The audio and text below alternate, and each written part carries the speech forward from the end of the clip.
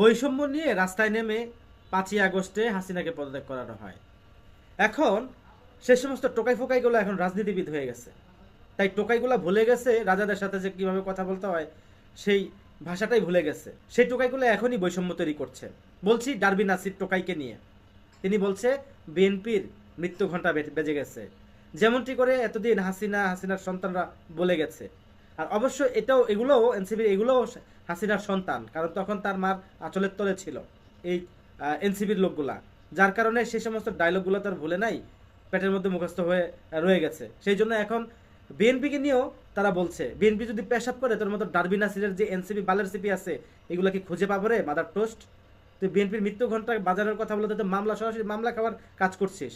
বিএনপির তোর এই বক্তব্যের পর থেকে বিএনপির যদি কোনো কর্মীর উপরে আক্রমণ, মৃত্যু কোনো কিছু হয়, সম্পূর্ণ দায়ভার তো তোকে নিতে হবে। আমি মনে করি বিএনপির যত জাতীয় নেতাকর্মীরা আছেন, তার এই বক্তব্যের উপরে অবশ্যই মামলা করা উচিত। আপনাদের একটা কথা মনে করিয়ে দিই, আমাদের বিএনপির এক জাতীয় নেতা বলেছিল সেম এই কথাটি।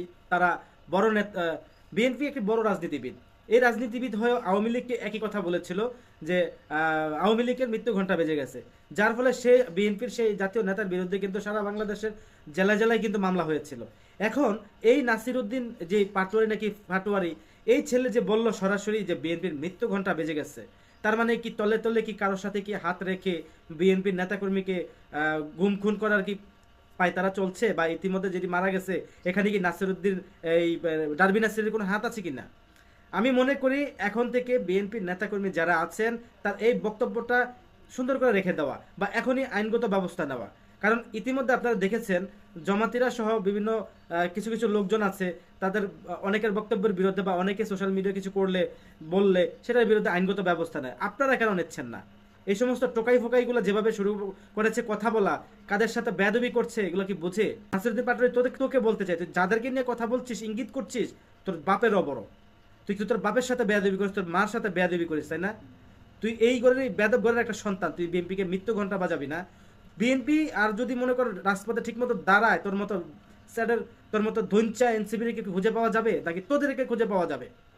মানে এতগুলা বিএনপি নেতাকর্মীর মাঝে যদি একটা জনসভা হয়, তোদের এই হাতে গোনা 4-5 জন এনসিপির নেতা তোদেরকে খুঁজে পাওয়া যাবে?